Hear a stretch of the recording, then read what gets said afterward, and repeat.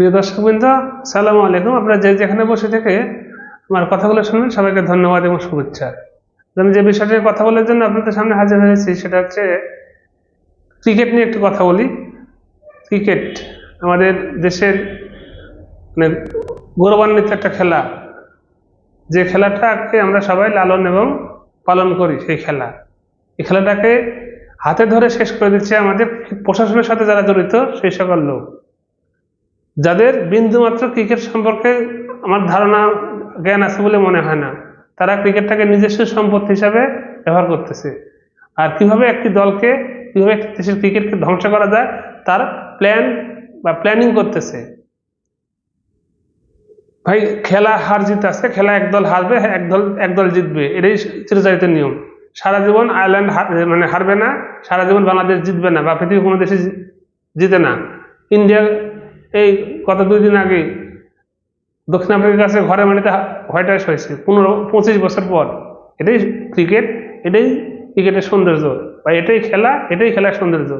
দুটো পক্ষ থাকতে এক পক্ষ জিতবে, এক পক্ষ হারবে, দুই পক্ষ জিতে না। কিন্তু একটা দেশের যে প্রশাসন, ওই খেলার সাথে যে প্রশাসন জড়িত, তারা যে একটা মানে কি বলবো, তাদের মতো একটা বেকুব প্রশাসন বাংলাদেশের মধ্যে, এই ধরনের প্রশাসন পৃথিবীর কোথাও নাই।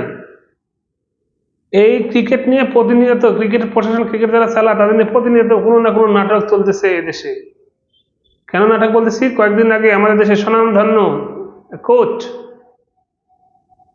আমি আজকে বলে গেলাম, এই কোচ বাংলাদেশের যে কোচের কথা বলতেছে, এই কোচ যতদিন দেশ মানে এই বাংলাদেশে হাত থেকে না নামবে ততদিন বাংলাদেশের ক্রিকেট স্বাভাবিক ধারা ফিরতে পারবে না। দেখে নেন,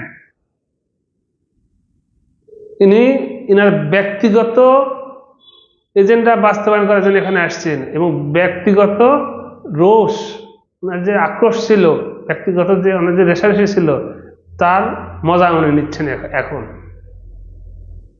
ওনার মতো যে কোচ যখন থাকে বিভিন্ন, এখন জাতীয় দলের কোচ, যখন ক্লাব পর্যায়ে ক্রিকেট কোচ ছিলেন, তখন উনি বলেন যে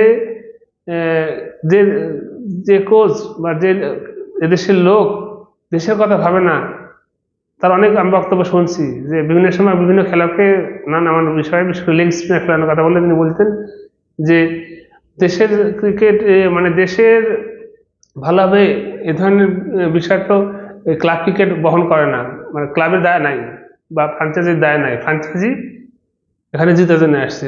ভাই, ফ্রাঞ্চাইজিগুলো চলে কাদের দ্বারায়? ক্লাব ক্রিকেট চলে কাদের দ্বারায়?